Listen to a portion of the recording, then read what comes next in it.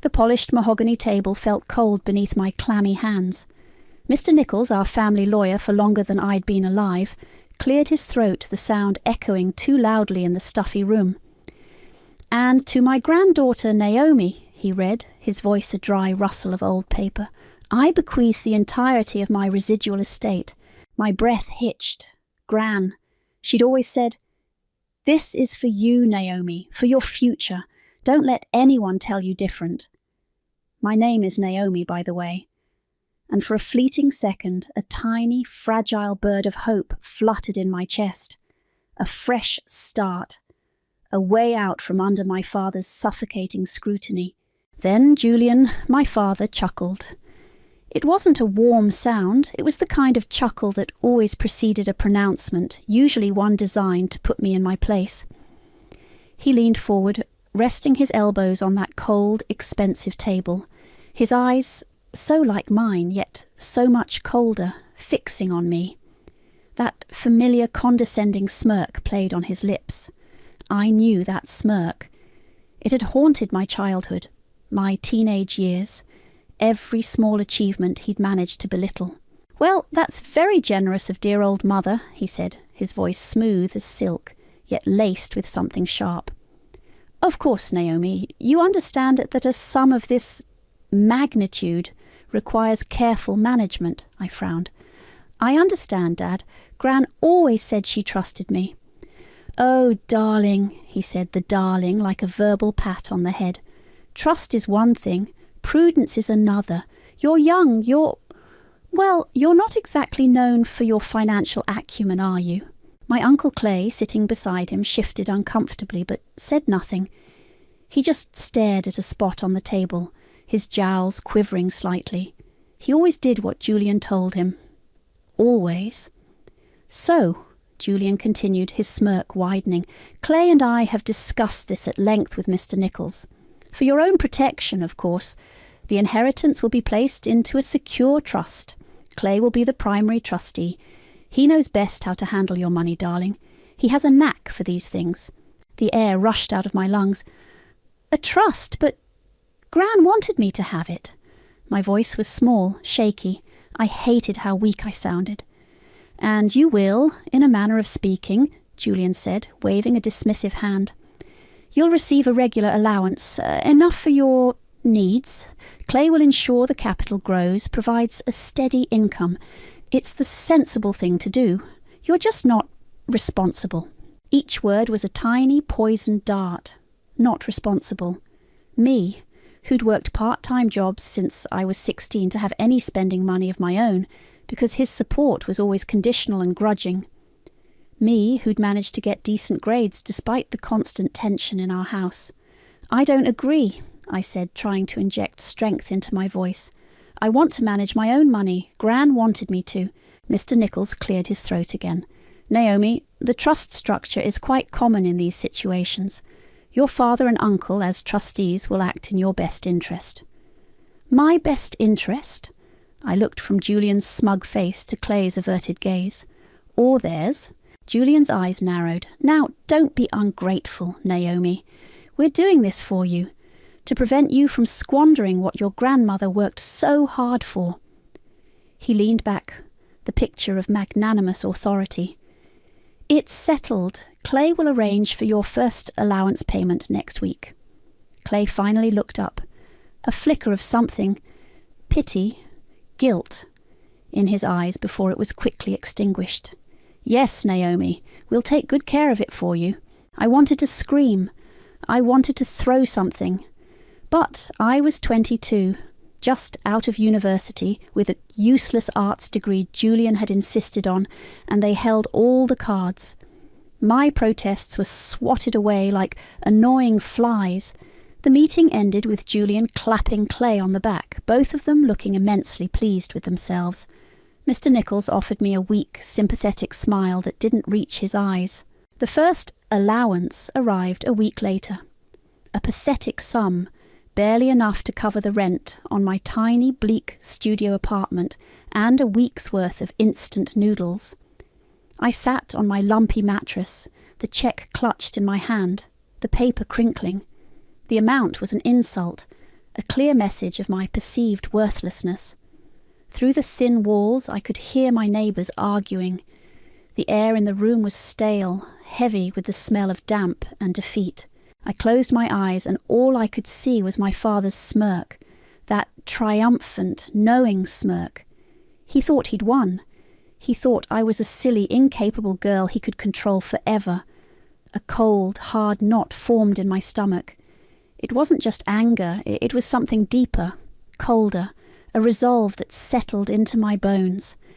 They would pay for this.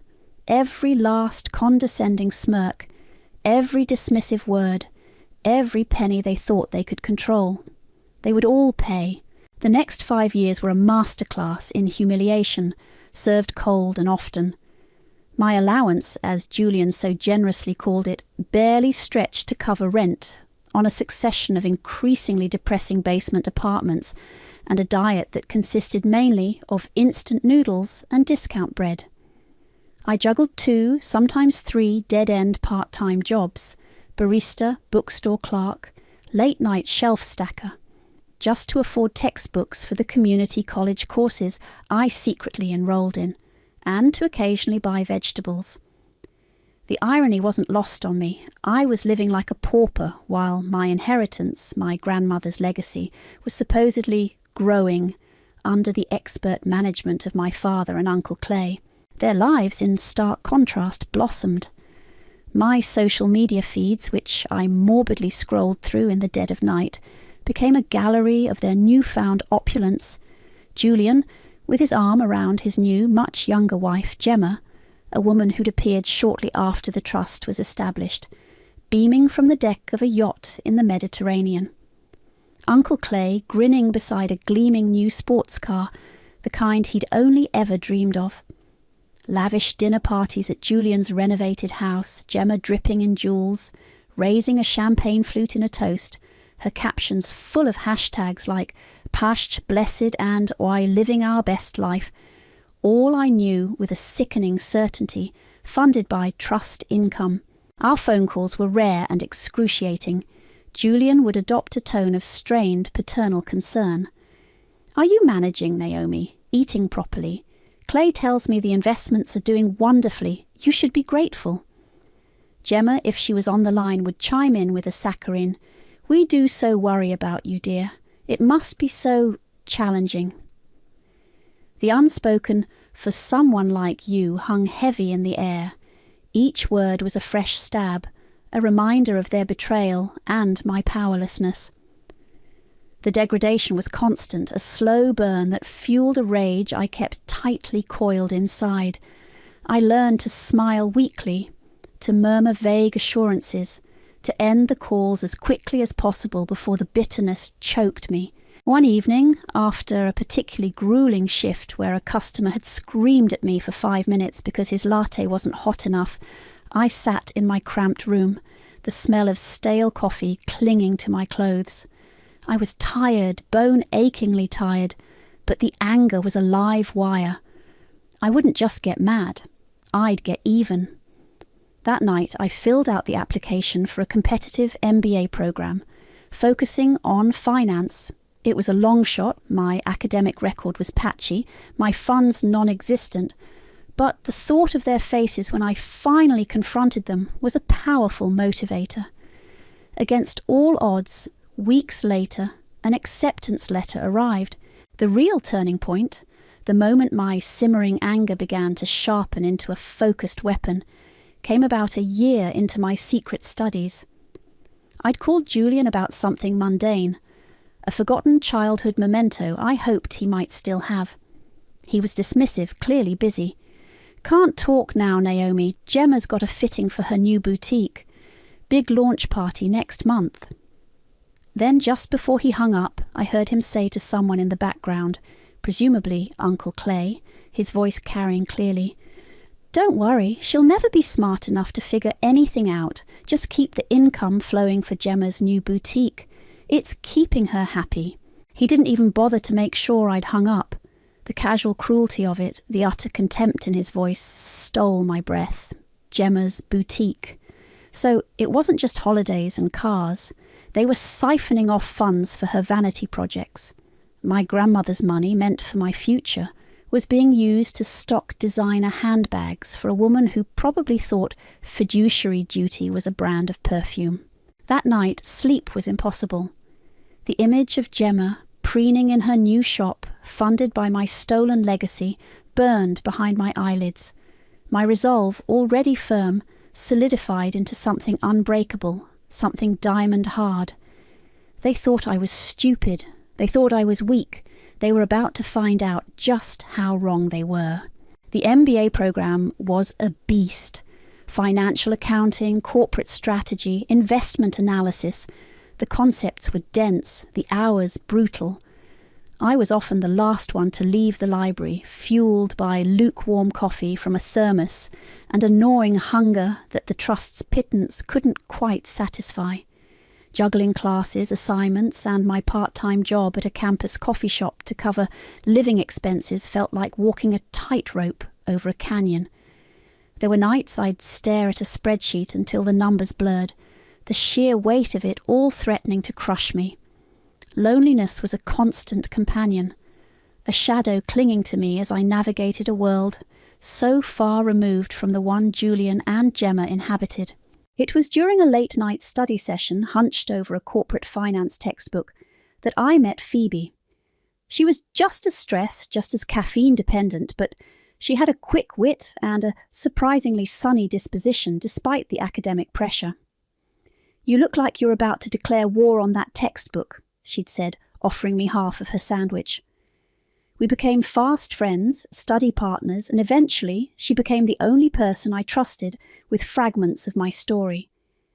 Her outrage on my behalf was a balm, her unwavering belief in me a lifeline. One afternoon in Professor Davies's ethics class, he was lecturing on fiduciary duties, the legal obligation of one party to act in the best interest of another. "A trustee," he'd said, his gaze sweeping the room, "holds a position of immense trust and responsibility. Mismanagement or self-dealing is not just unethical, it's a serious breach." A spark ignited in my mind. It was more than a spark. It was a flare, illuminating a potential path through the darkness of my situation. Armed with this new understanding, I began requesting the annual trust statements. Mr. Nichols' office would send them over, always a few weeks late, always with a curt cover letter. They were professionally printed, full of jargon and deliberately vague. Portfolio growth, management fees, investment service charges. The numbers seemed designed to obfuscate rather than inform.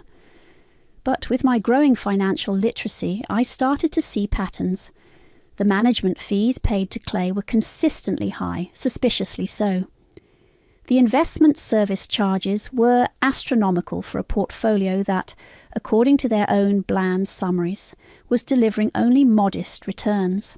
My requests for more detailed breakdowns for specifics on these charges were met with condescending brush-offs from Uncle Clay, usually via email, CCing Mr. Nichols. "Naomi dear, these are standard industry practices, very complex, best leave it to the professionals." Or, "The trust is performing well, no need to concern yourself with the minutiae." Julian, if I dared to bring it up with him, would simply laugh. "Still playing at being a businesswoman, are we? Focus on your studies, darling." Their dismissiveness only fueled my suspicion. There was something they weren't telling me, something hidden beneath the glossy veneer of those statements. Then, one evening, while procrastinating on a particularly difficult derivatives assignment, I started digging, not into the trust directly, I knew they'd have that locked down, but into Gemma. Public business registries were a goldmine. It didn't take long to find it. Gemma's Chic Boutique LLC, registered a few months after the trust was established. And then, the kicker, a record of a significant capital injection into the LLC, listed under private equity placement. The source wasn't named, but the timing, the amount, it lined up too perfectly with a large, vaguely described alternative investment withdrawal on one of the earlier trust statements. My blood ran cold, then hot. This wasn't just them skimming the income, living large on the dividends. They were dipping into the principal. My grandmother's hard-earned money, the core of my inheritance, was being funneled into Gemma's frivolous business venture, a vanity project. The rage that had been a simmering ember now roared into a conflagration. They weren't just careless, they were actively plundering it. Getting my hands on the full original trust deed felt like a covert operation. I called Mr. Nichols' office, affecting a slightly ditzy, overwhelmed student persona. Mr. Nichols, hi, it's Naomi. I'm so sorry to bother you, but for one of my university assignments, a really boring hypothetical case study, I need an example of a trust document. I was wondering if I could possibly get a copy of, mine. There was a pause, then his secretary, a flustered woman named Doris, said she'd have to ask. An hour later, she called back. Mr. Nichols said it's highly irregular, Naomi, but as it's for your education, you can pick up a copy. I could almost hear Julian's voice in the background, probably telling Nichols to humour the silly girl. The document was a brick, pages and pages of dense legalese, clauses and subclauses designed to intimidate and confuse. I spread it out on my small desk, the cheap particle board, groaning under its weight. For weeks, it became my obsession. Between classes, during my lunch break at the coffee shop, late into the night, I pored over every line. My textbooks on trust law and financial regulations became my constant companions. I cross-referenced terms, looked up precedents, highlighted sections until the pages were a riot of yellow and pink. Phoebe would find me asleep at my desk, face pressed against a particularly convoluted paragraph about trustee liabilities. You're going to give yourself an aneurysm, she'd say, gently shaking me awake. Meanwhile, Julian, Clay, and Gemma seemed to be escalating their spending. Perhaps they sensed the 5-year review period for the trust. The vow echoed in the silence of my tiny, bleak apartment. They will all pay. But saying it was one thing, surviving long enough to make it happen was another. The next 5 years were a masterclass in humiliation, served cold and often. My allowance, as Julian so generously termed it, was a cruel joke. It barely covered the rent on a succession of increasingly depressing basement flats, each with its own unique collection of peeling paint and questionable stains. Instant noodles became a food group. I learned to tell the difference between a dozen brands, rating them by how little they tasted like cardboard. Discount bread, often a day or two from expiring, was a treat. To supplement the pittance, I worked and worked. Barista shifts starting at dawn, smelling perpetually of burnt coffee. Retail jobs where I folded sweaters for hours, smiling vacantly at rude customers. Late-night shelf stacking in supermarkets, the fluorescent lights buzzing over my head like angry insects. Each job was a dead end, each paycheck a reminder of how far I had to climb. My hands were perpetually rough, my back ached, and sleep was a luxury I couldn't always afford. Meanwhile, my phone, a cheap second-hand model, became a window into their glittering world. Julian, Clay, and a new woman, Gemma, Julian's much younger, glossier wife, who'd conveniently appeared after the trust was set up, seemed to live exclusively on Instagram. There was Julian, grinning from the deck of a yacht in the Mediterranean, arm around Gemma, who was draped in something floaty and expensive. Another tough day at the office. Shakor blessed Tan making memories, the caption read. Uncle Clay, looking like a stuffed sausage in a linen suit, posed beside a cherry-red sports car I knew for a fact he couldn't have afforded on his old salary. Mid-life crisis? Nah, just enjoying the fruits of good investments. Hard work pays off. Gemma especially loved to flaunt. Endless posts of designer shopping bags, Michelin-starred meals and lavish parties at Julian's newly renovated house. A house Gran had always said was too ostentatious. Her captions were often dripping with faux humility. Just a little something to brighten the day. retail therapy, nah, so grateful. Each post was a fresh twist of the knife. My grandmother's money, my future. Their rare phone calls were an exercise in biting my tongue. "Naomi, darling, are you managing all right?" Julian would ask, his voice oozing a concern so fake it was almost transparent. "Clay tells me the trust is performing exceptionally well. You should be very pleased." "Oh, yes, Dad, thrilled," I'd reply, staring at a leaking pipe in my current hovel.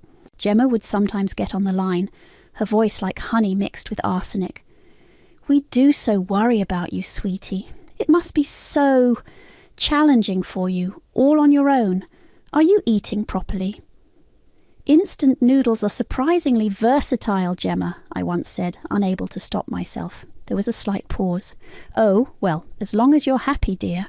Happy. The word felt like a foreign language. The constant degradation, the casual cruelty, the sheer obliviousness. It all swirled inside me, a toxic brew. But it didn't break me. It did the opposite. It forged something hard and sharp within my core. One particularly bleak evening after a customer had thrown a lukewarm coffee at me because it wasn't artisanal enough, I sat on my lumpy mattress, the smell of cheap coffee and righteous indignation clinging to me. I looked at my reflection in the cracked mirror.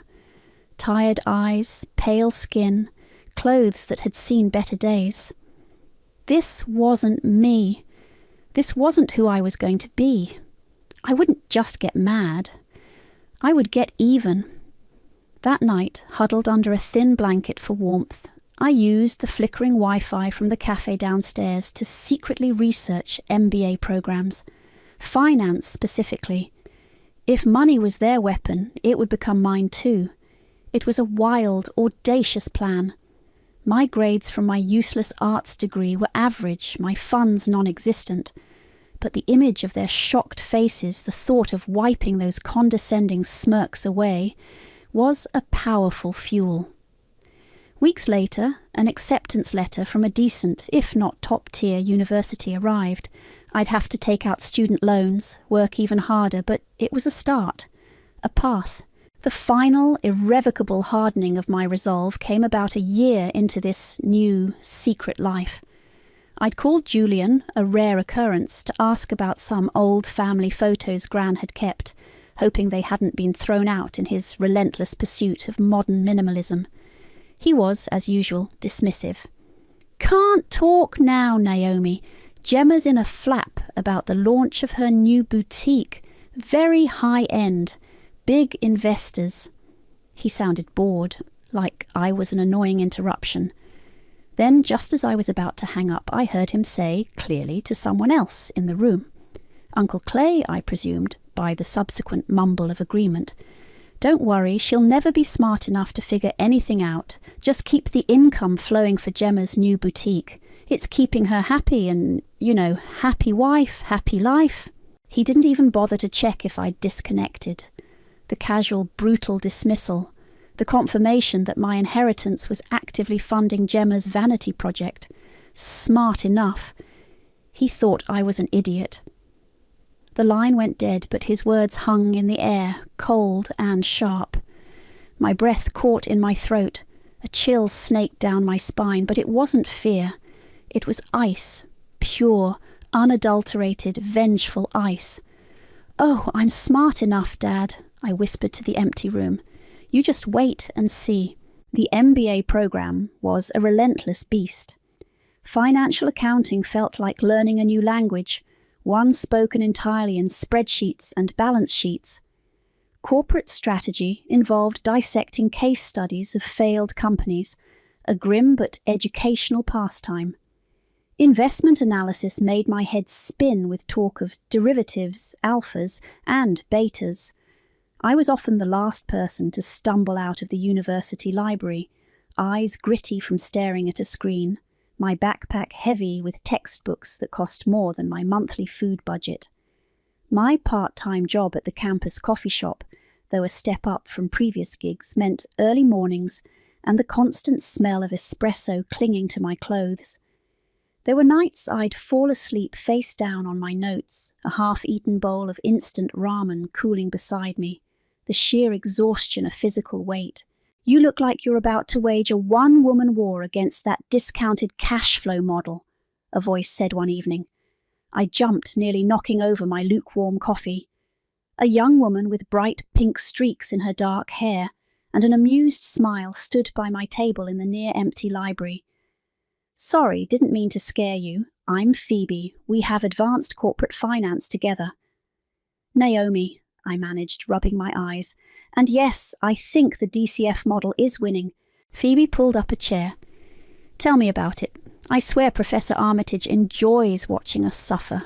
She offered me a piece of her chocolate bar. "Survival rations."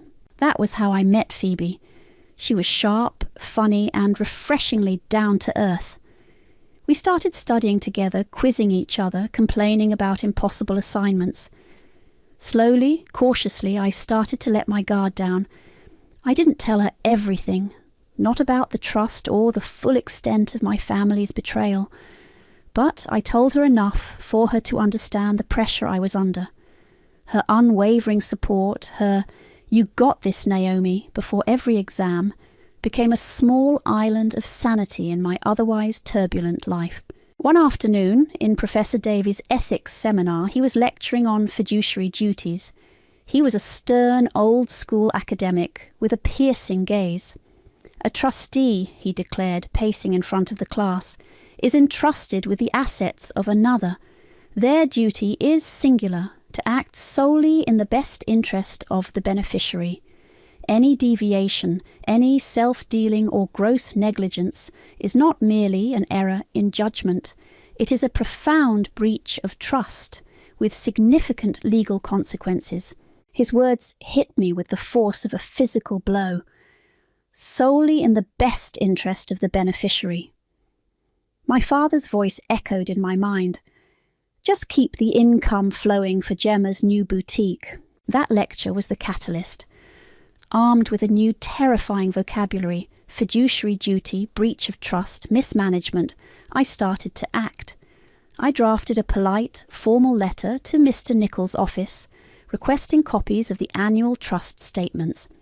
"For my personal financial planning," I wrote, hoping it sounded plausible. A few weeks later, a thick envelope arrived. The statements were professionally printed, glossy, and utterly uninformative. Columns of figures under headings like portfolio allocation, realized gains, and administrative expenses. The numbers were large, but the explanations were non-existent. I spread them out on my tiny desk, Phoebe looking over my shoulder. "What are discretionary management fees?" I asked her, pointing to a hefty sum deducted quarterly. Phoebe frowned. "Usually what the trustee charges for managing the investments. But that looks high, especially if Clay isn't a professional fund manager." He wasn't. He was a failed real estate agent before Julian had apparently decided he had a knack for money. I emailed Uncle Clay, CCing Mr. Nichols. "Dear Uncle Clay, I was reviewing the latest trust statement and had a few questions about the management fees and some of the investment service charges. Could you perhaps provide a more detailed breakdown?" His reply came a day later, dripping with condescension. "Naomi, my dear, these are rather complex financial matters. Standard industry practice. The trust is performing very well under my stewardship, and Mr. Nichols oversees everything. There's really no need for you to worry your pretty little head about the details. Just enjoy the benefits." Julian, when I tried to ask him during a brief, strained phone call, just laughed. "Still playing at being a financial whiz, are we? Honestly, Naomi, some people just aren't cut out for numbers. Leave it to the experts." Their dismissiveness was like waving a red flag at a bull. If it was also standard, so above board, why the secrecy? Why the patronizing tone? One evening, fueled by cheap coffee and righteous anger, I decided to do some digging beyond the opaque trust statements. If they were funneling money, where would it go? Gemma's boutique. It was a long shot, but I typed Gemma Butler business registration into a search engine. It didn't take long. public records for new businesses were surprisingly accessible. Gemma's Chic Boutique LLC, registered just a few months after Gran died. My heart began to pound. I kept digging, sifting through online databases, business registries, anything I could find. And then I saw it. A filing related to the boutique's initial capitalization. Under sources of funding, alongside a small business loan, was a very large, very specific sum listed as private equity placement. I scrambled back to the trust statements from that first year. My eyes scanned the investment activities section, and there it was, a withdrawal of an almost identical amount, vaguely categorized as strategic allocation, private venture capital. My breath hitched. I stared at the screen, the numbers blurring. It wasn't just income they were spending. It wasn't just lavish holidays and new cars from the profits. They had taken a huge chunk of the principal, my grandmother's actual savings, the core of my inheritance, and invested it in Gemma's ridiculous, overpriced shop. A wave of nausea washed over me, followed by a surge of icy rage so intense it made me tremble. They weren't just living off the interest, they were actively draining the well. This wasn't mismanagement, this was theft. The discovery about Gemma's boutique lit a fire under me.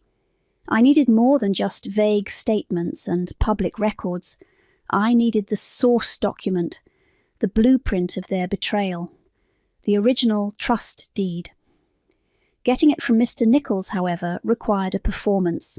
I called his office, pitching my voice a little higher, injecting a note of hapless student confusion.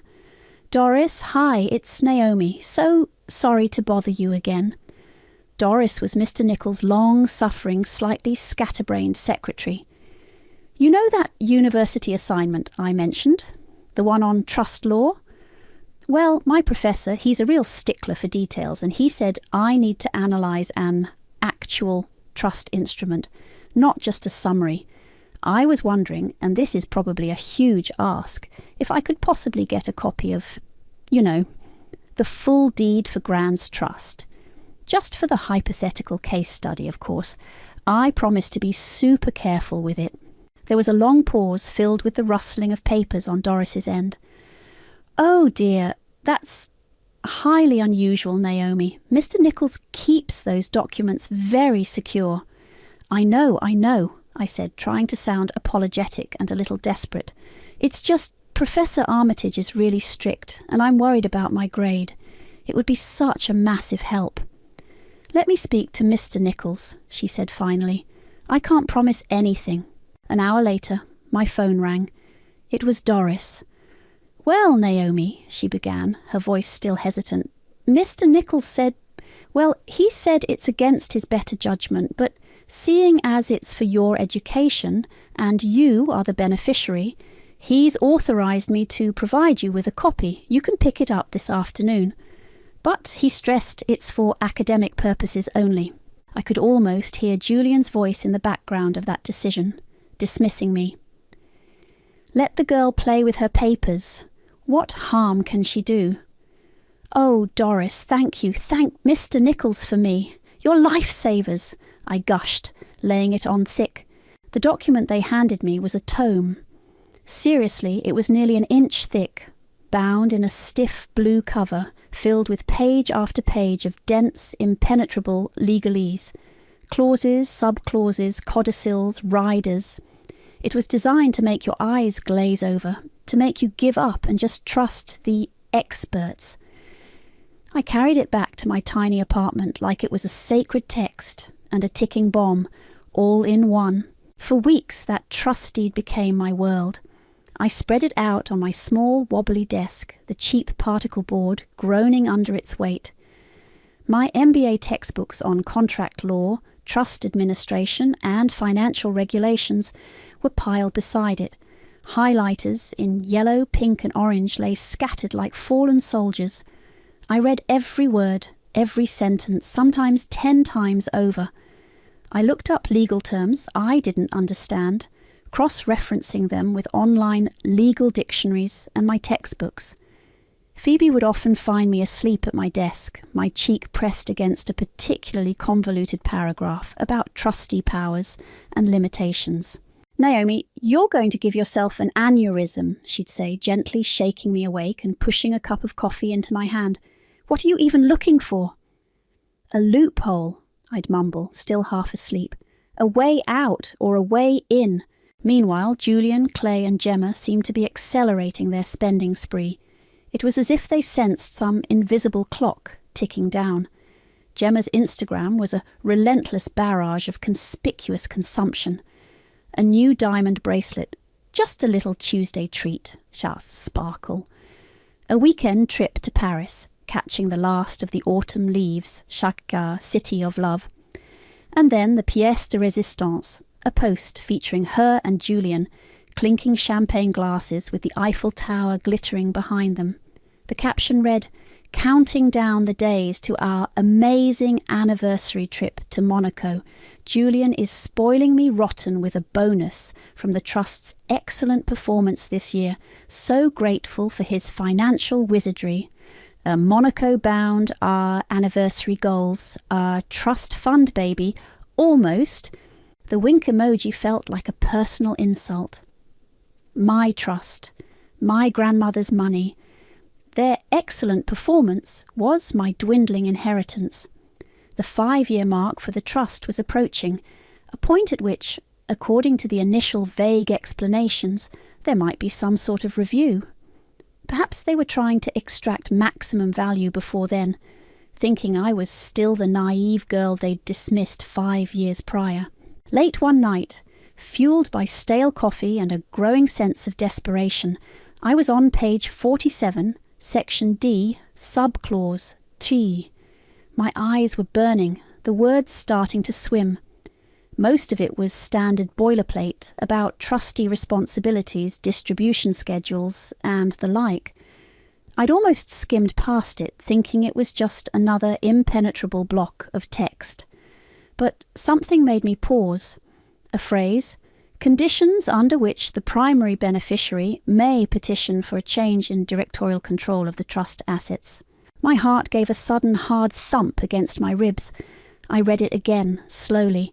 Such conditions to include, but not be limited to, demonstrable gross negligence or misconduct by the appointed trustees, or the attainment by the primary beneficiary of recognised professional financial certifications and qualifications deemed sufficient by an independent arbiter to demonstrate capacity for prudent financial management.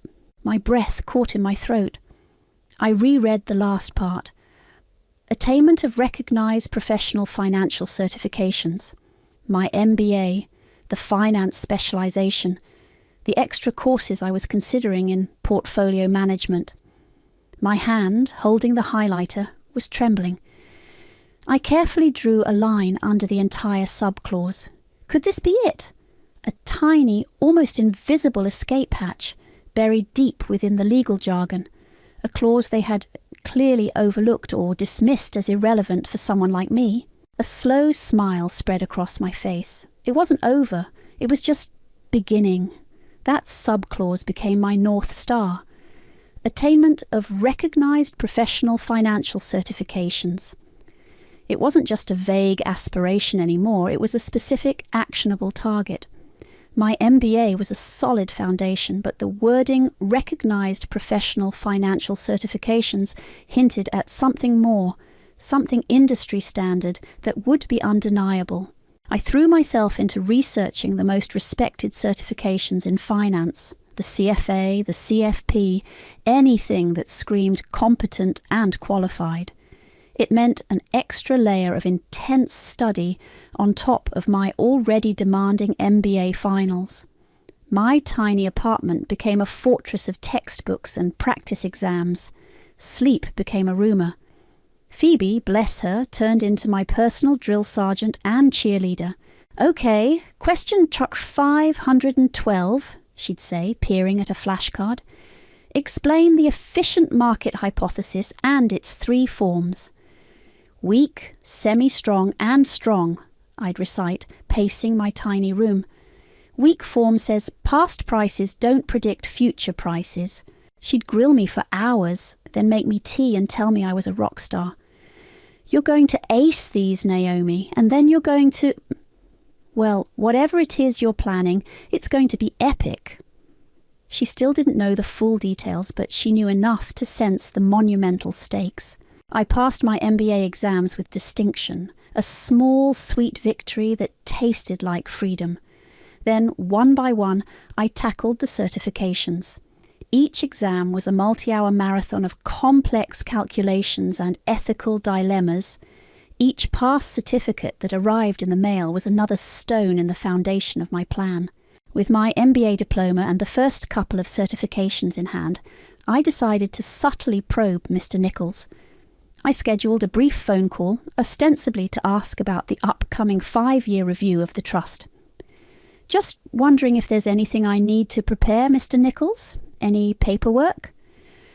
Oh, no, Naomi, my dear, he said, his voice avuncular and dismissive. Just a formality, really. Clay and your father handle all the substantive matters. We'll send you a summary report as usual. Then I casually dropped it in. I was rereading the trust deed for that university project I mentioned, and I came across a rather interesting clause about the beneficiary potentially taking a more active role if they had certain financial qualifications. Section D, I think it was. Is that something that ever happens?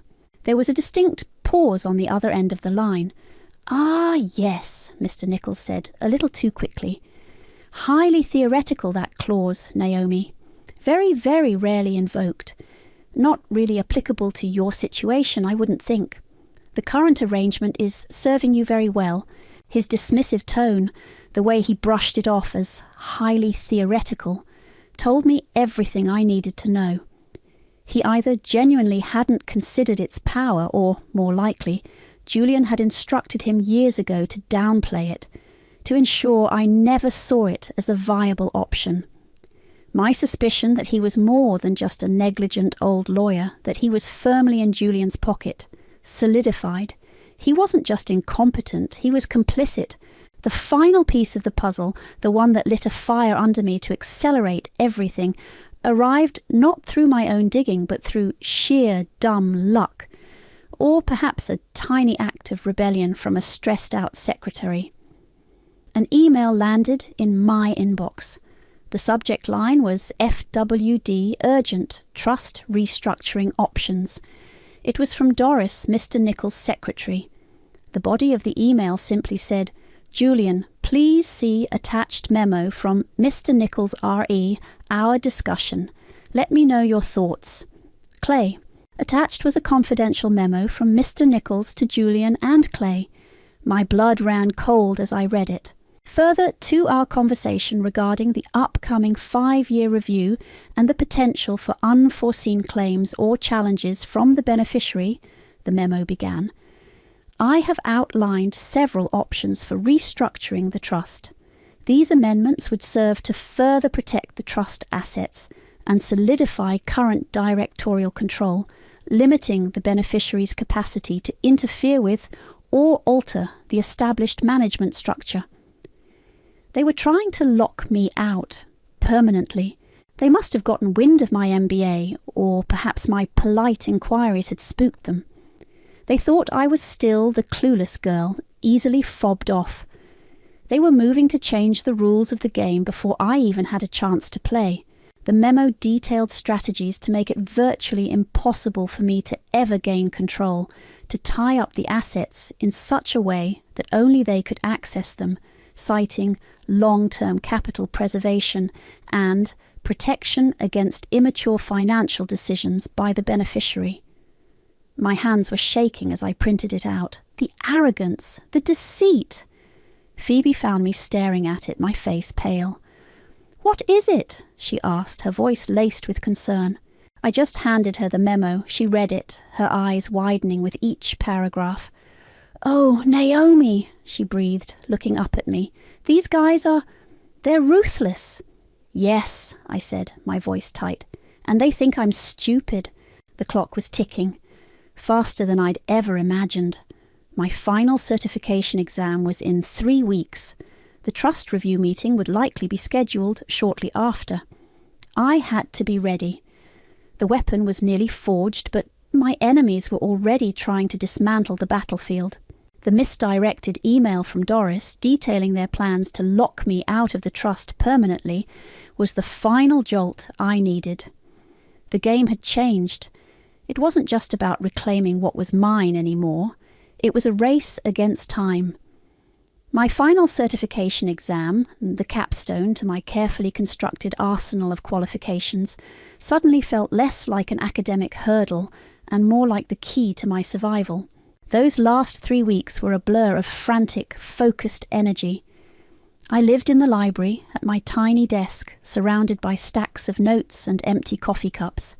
Phoebe was my lifeline, quizzing me relentlessly, pushing me when I wanted to collapse from exhaustion, and celebrating every practice exam I aced. "You're not just doing this for you anymore, Naomi," she said one late night, her voice serious. "You're doing this for everyone who's ever been underestimated." The day I walked out of that final exam, my head was pounding, but my heart was light. I knew I'd nailed it. The official confirmation arrived a week later. "We are pleased to inform you that you have successfully passed." I read the words over and over, a triumphant grin spreading across my face. The weapon was forged. Almost as if on cue, the official notification for the annual trust review meeting landed on my doormat the next day. A stiff, cream-coloured envelope from Mr. Nichols' law firm. The meeting was scheduled for 2 weeks hence. The timing was so perfect. It felt almost scripted by a higher power with a wicked sense of irony. Those 2 weeks were spent in meticulous preparation. This wasn't just about invoking a clause in a dusty old document. It was about dismantling their empire of lies, brick by brick. I compiled everything. Copies of the trust deed with the crucial sub-clause highlighted, my MBA diploma, all my financial certification certificates, the vague and misleading annual trust statements they'd sent me over the years, and, most damningly, printouts of Gemma's social media posts showcasing their extravagant lifestyle, juxtaposed with bank statements showing my meagre allowance. I even created a concise PowerPoint presentation, a habit picked up during my MBA, summarising the trust's actual performance, or lack thereof once their exorbitant fees and Gemma's boutique investment were factored in, versus its potential had it been managed competently and ethically. I practiced my delivery in front of the cracked mirror in my apartment over and over. I needed to be calm, factual, and unshakable. No tears, no hysterics, no emotional outbursts that they could dismiss as typical female overreaction. Just cold, hard facts delivered with the precision of a surgeon. "Good afternoon, gentlemen," I'd say to my reflection.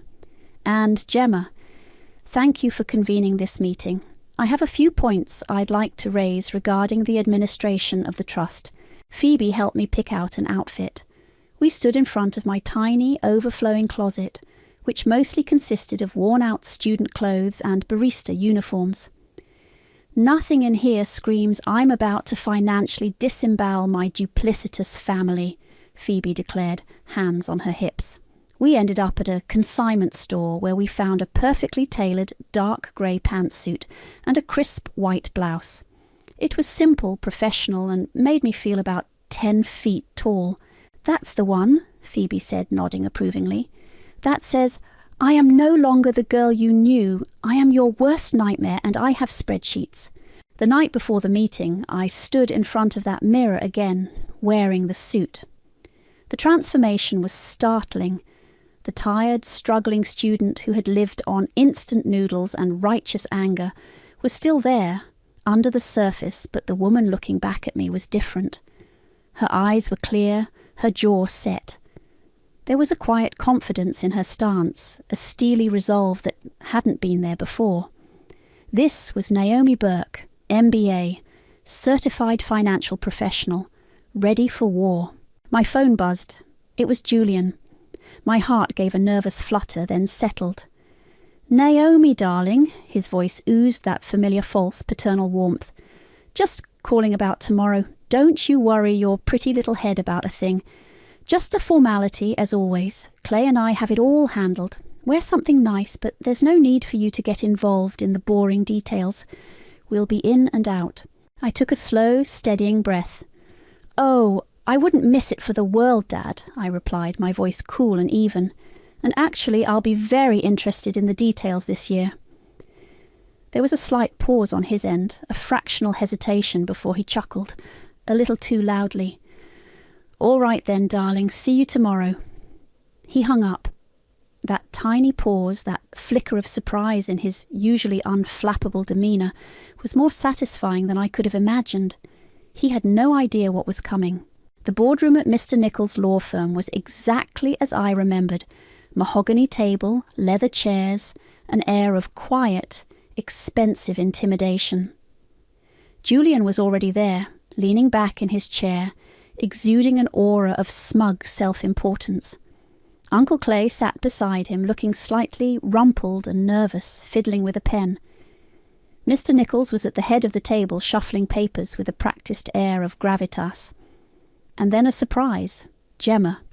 She was perched elegantly on a chair slightly behind Julian, dressed in a vibrant silk dress, a large designer handbag at her feet. No doubt here for moral support, and probably to start planning how to spend the next bonus from the trust. They all looked up as I walked in. Julian offered a tight, patronising smile. "Naomi, darling. Punctual. Good." Gemma gave me a little wave, her eyes flicking over my new suit with a flicker of something I couldn't quite decipher. Surprise? Disdain? I took the empty seat opposite them, placing my slim briefcase on the table. "Good morning, Julian. Uncle Clay, Mr. Nichols, Gemma." Mr. Nichols cleared his throat. "Well, shall we begin? As you know, Naomi, this is the annual review of the trust established by your grandmother. Julian and Clay, as trustees, will provide a brief overview of its performance over the past year." Julian nodded, taking centre stage. "Indeed. And I'm pleased to report, Naomi, that despite some market volatility, Clay has managed to secure solid returns. Very solid. The capital is secure and the income stream remains robust." He gestured vaguely towards Clay. Clay mumbled, "Yes, quite robust. We've been very prudent." He avoided my gaze. They launched into their usual vague summary, filled with financial jargon they clearly expected me to not understand, painting a picture of diligent stewardship. I let them talk for a few minutes, watching their confident expressions, Gemma's occasional encouraging nod to Julian. Then when Julian paused for breath, I calmly interjected. "Excuse me." All eyes turned to me. Julian frowned slightly. "Yes, Naomi?" "Before we go any further," I said, my voice steady, "I have a few things I'd like to present." I opened my briefcase and took out a slim folder. Firstly, for the record, I'd like to note that I recently completed my Master of Business Administration with a specialisation in finance. I slid a copy of my diploma across the table, and subsequently I have attained the following professional financial certifications. I laid out the certificates one by one, CFA, CFP. Copies for your records, of course. A stunned silence fell over the room. Julian stared at the documents, his smirk faltering. Clay's jaw literally dropped. Gemma's perfectly plucked eyebrows shot up. Mr. Nichols blinked rapidly, looking from the certificates to me. "Furthermore," I continued, my voice gaining strength, "I've taken the liberty of preparing my own analysis of the Trust's performance over the past 5 years. I connected my laptop to the projector they had at one end of the room. I'd asked Doris to ensure it was available for my notes. My PowerPoint presentation flashed onto the screen. The first slide was a simple comparison. The meagre allowance I'd received versus screenshots of Gemma's Instagram posts detailing their lavish holidays, new cars and expensive purchases, all time-stamped. Gemma gasped, her face flushing. Julian's turned a dangerous shade of red. "This," I said, clicking to the next slide, "is a breakdown of the management fees and investment service charges you've been levying. They appear to be significantly above industry standards for a trust of this size and risk profile, particularly given that neither of you possesses formal investment management qualifications." Another click. "And this is regarding the private equity placement of a substantial portion of the trust principal into Gemma's Chic Boutique, LLC, an unproven, high-risk retail venture with no discernible connection to prudent fiduciary investment strategy." I showed the public registration documents and the corresponding trust withdrawal. Clay looked like he was about to be physically ill.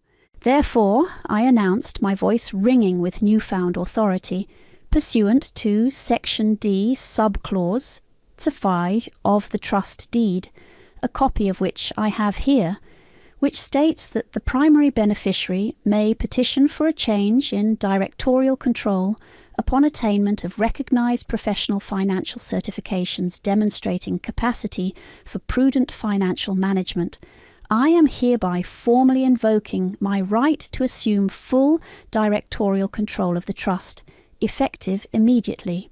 Julian finally found his voice sputtering. "Now, see here, Naomi, this is outrageous. You can't just—" "Actually, Father," I cut him off coolly, "I can. The language is quite clear."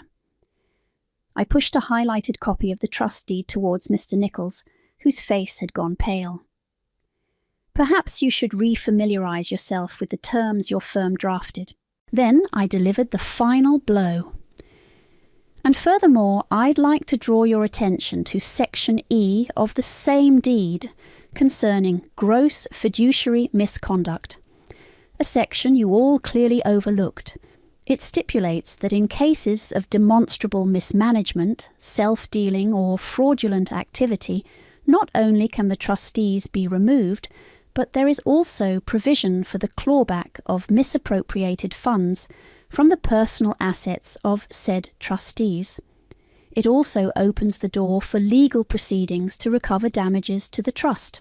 The colour completely drained from Julian's face. Clay made a choking sound. Gemma looked like she'd seen a ghost. Mr. Nichols was shuffling his papers, his hands trembling, suddenly looking terrified. The silence in the room was absolute, thick with their shock and dawning horror. Julian started to bluster again. This is preposterous. I won't allow—" "It's already in motion," I said calmly. "My lawyers, whom I have already consulted and who are on standby, will be in touch with Mr. Nichols' office later today to facilitate the transition of control and to discuss the immediate commencement of a full forensic audit of all trust expenditures over the past 5 years. I stood up, gathering my papers, my composure absolute. The trust and my grandmother's legacy are finally in capable hands. Mine. I turned and walked out of the boardroom, leaving them in a tableau of stunned, horrified silence. The war wasn't just won. It was a rout. The silence I left behind in that boardroom was, I imagined, quickly replaced by panicked shouting and bitter accusations. My lawyers, a sharp, no-nonsense team Phoebe had recommended from her father's firm, moved with swift precision. The clause in the trust deed was ironclad. Mr. Nichols, after a brief, blustering attempt to stall, had no choice but to concede. The transition of control was surprisingly quick. The real fireworks began with the forensic audit. My legal team, armed with my preliminary research and full access to the trust's financials, unearthed a depth of mismanagement and self-dealing that even I hadn't fully anticipated. Gemma's boutique, it turned out, wasn't just a vanity project. It was a financial black hole, hemorrhaging money that Julian and Clay had kept reinvesting from the trust to keep it afloat, and Gemma happy. There were lavish business expenses that were clearly personal holidays, undocumented loans to Clay that were never repaid, and consultancy fees paid to shell companies Julian had set up. The clawback provisions were invoked. Julian and Clay were forced into a series of humiliating liquidations. The shiny sports car Uncle Clay was so proud of, Gone. Julian's collection of expensive watches, sold. Gemma's boutique stripped of its designer stock, most of which was on consignment anyway, it turned out, was shuttered, its chic facade now papered over with 4 lease signs. The equity in their homes was next on the chopping block to cover the shortfall. Their carefully constructed image of wealth and success crumbled like a sandcastle in a tsunami. Their names, once whispered with envy in their social circles, were now muttered with scorn. Gemma, true to form, didn't stick around for the downturn. Once the flow of easy money dried up, so did her affection for Julian. I heard through the grapevine, Phoebe had an uncanny ability to pick up such news, that she'd packed her designer bags and decamped, leaving Julian to face the music alone. Their anniversary trip to Monaco never happened. Julian and Clay's relationship, once a united front of condescension towards me, imploded. They turned on each other, each blaming the other for the mess, for their greed, for getting caught. Their bitter recriminations were apparently epic, further fueling the gossip mills. One evening my phone rang. It was Julian. His voice, stripped of its usual arrogance, was thin and reedy. "Naomi, darling." I said nothing. I just wanted to say, I understand you're upset, but this is destroying us. Your uncle, he's a broken man. Surely you can see there must be some room for understanding, for family. The audacity of it, after everything. I listened to his pathetic, manipulative plea, the silence stretching between us. Then, without a word, I ended the call. Some ties once severed could never be mended, nor did I want them to be. The revenge was sweet, undeniably. Seeing them brought low, stripped of their ill-gotten gains and their social standing, was a deeply satisfying vindication for 5 years of struggle and humiliation. But as the dust settled, the sweetness began to mingle with something else. A quiet finality. The family I had, however dysfunctional, was truly gone. It wasn't regret I felt, not exactly. It was more an acknowledgement of the scars, the price of justice. With the trust firmly under my control and a significant portion of the plundered funds recovered, I set about managing it properly, ethically. The first thing I did was establish a foundation in my grandmother's name, its mission to provide scholarships and grants for young women from disadvantaged backgrounds to pursue education in business and finance. Gran had always believed in the power of knowledge, and this felt like the truest way to honour her legacy. I bought a small, comfortable house in a quiet neighbourhood. Nothing extravagant, but it was mine, bought with money that was truly, unequivocally mine. No more basement apartments, no more instant noodles, unless I actually craved them, which, surprisingly, I sometimes did, a weird memento of my past. Phoebe helped me decorate, her taste far more vibrant than mine, filling the space with colour and life. Standing on my new balcony, looking out at the small garden I was planning, a sense of peace settled over me. The fight was over. I wasn't defined by their betrayal anymore, or even by the victory. I was defined by what I chose to build next. The satisfaction of justice served remained, a warm ember in my chest, a testament to the strength I'd found within myself, a strength Gran had always known I possessed. And Julian's smirk, that condescending, dismissive smirk that had haunted me for years, it was gone, vanished from his face, probably forever. That, I thought, sipping my coffee as the morning sun warmed my face, was the best inheritance of all.